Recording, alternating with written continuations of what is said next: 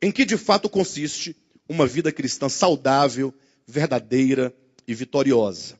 Eu chamo a atenção dos irmãos para o capítulo 5, versículos 13, 14 e 15.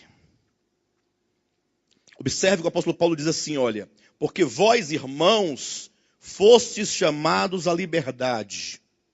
Não useis, porém, da liberdade para dar ocasião à carne. Sede antes servos uns dos outros pelo amor.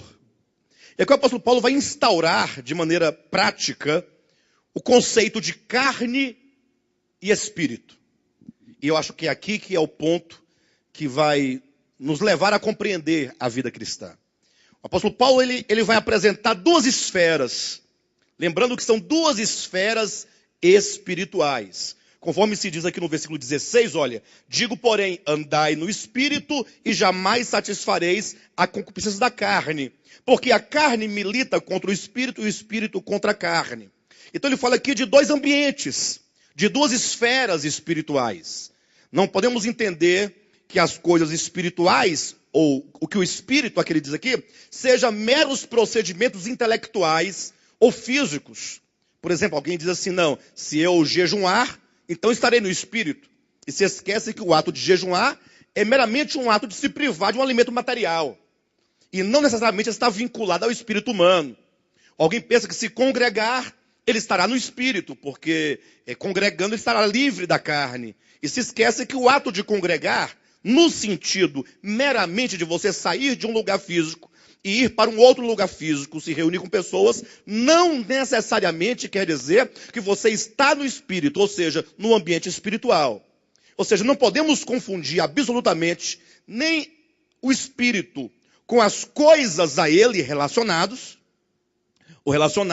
e nem podemos confundir a carne, achando que carne seja um tipo de roupa, ou que andar na carne seja um tipo de palavra que você diz, ou andar na carne seja um tipo de comida que você come, ou andar na carne seja um lugar onde você frequenta. Ou seja, cuidado, porque o inimigo, na sua sutileza, ele tem enganado o povo de Deus, para que este, pensando estar agradando a Deus, ou seja, pensando estar no espírito, vive na carne. Desagrada a Deus, porque não compreendeu o que seja a carne e o espírito.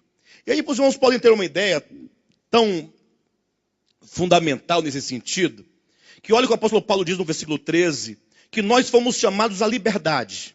Atenção, quando ele diz assim, olha, porque vós, irmãos, fostes chamados à liberdade. Quando ele diz, fostes chamados à liberdade, ele faz referência a quê? Que liberdade é essa que ele faz referência, baseado no contexto de toda a epístola de Paulo aos Gálatas? Libertos da lei. Muito bem. A lei, que é o conteúdo, é o tema dessa epístola, né, que é o objeto de estudo, de observação, de atenção do apóstolo Paulo. Ele diz que nós estamos libertos dessa lei que outrora tinha força de condenação, ou que outrora procurava nos condenar. Estamos livres da lei que nos acusava, que nos oprimia, que nos apontava, e sobretudo que estava enferma pela carne. Ou seja, o homem não dá conta de guardar a lei.